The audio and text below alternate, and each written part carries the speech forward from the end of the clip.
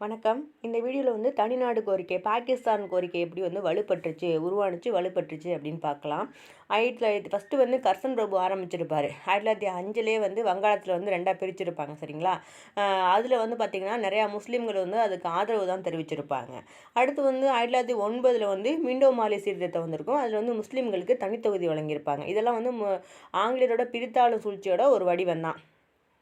அதுக்கப்புறம் வந்து communal awards கொடுத்துருப்பாங்க.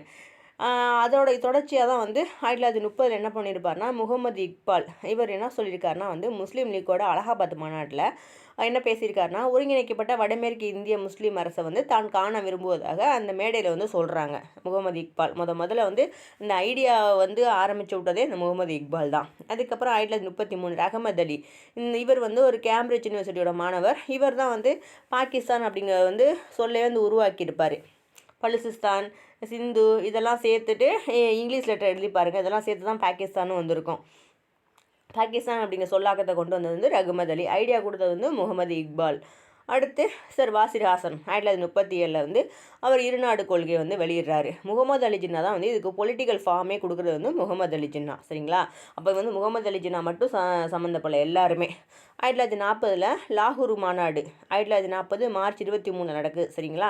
முஸ்லீம் லீக் வந்து தனிநாடு கோரிக்கையை வந்து தீர்மானமாக போட்டு இதை லாகூர் மாநாட்டில் வந்து நிறைவேற்றிட்டு அதுலேருந்து அவங்க எல்லாத்துலேயுமே ஆகஸ்ட் ஆஃபராக இருக்கட்டும், அதே மாதிரி கிரிப்ஸ் தூதுக்குழுவாக இருக்கட்டும், அமைச்சரவை தூதுக்குழுவாக இருக்கட்டும், எல்லா இடத்துலையுமே வந்து அவங்க தனிநாடு கோரிக்கை அப்படிங்கிறது ரொம்ப ஸ்ட்ராங்காக இருப்பாங்க. கடைசியாக எதுவுமே ஒத்து வரல அப்படிங்கிற கட்டத்தில் போயிட்டு நேரடியாக நடவடிக்கை நாள் டைரக்டாக ஆக்ஷன் டேன்னு சொல்லிட்டு ஒன்று எடுத்துருவார். என்னென்னா 1946 ஆகஸ்ட் 16 ரொம்ப முக்கியம், சரிங்களா?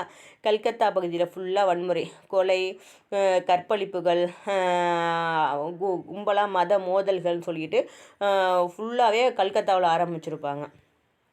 இதில் தான் வந்து ஆயிரக்கணக்கான உயிரிழப்புகள் வந்து ஏற்படும். இதில் தான் வந்து காந்திஜியை வந்து இந்திய பிரிவினைக்காக ஒத்துக்கிட்டு இருப்பாங்க. தவிர்க்க முடியாத இதுன்னு சொல்லிட்டு ஏற்றுக்கிட்டு இருப்பாங்க. அதை தவிர்க்க முடியாத ஒன்று அப்படின்னு சொல்லி ஏற்றுக்கிட்டு இருப்பாங்க. இவ்வளோ தான் நடவடிக்கைனா இந்த டே வந்து ஞாபகம் வச்சுக்கோங்க. அவ்வளோதான் ஃப்ரெண்ட்ஸ். இந்த வீடியோ பிடிச்சிருந்தால் லைக் பண்ணுங்கள், உங்கள் ஃப்ரெண்ட்ஸுக்கு ஷேர் பண்ணுங்கள். ஈவன் டிஎன்பிஎஸ்ஸால் சப்ஸ்கிரைப் பண்ணுங்கள். தேங்க்யூ.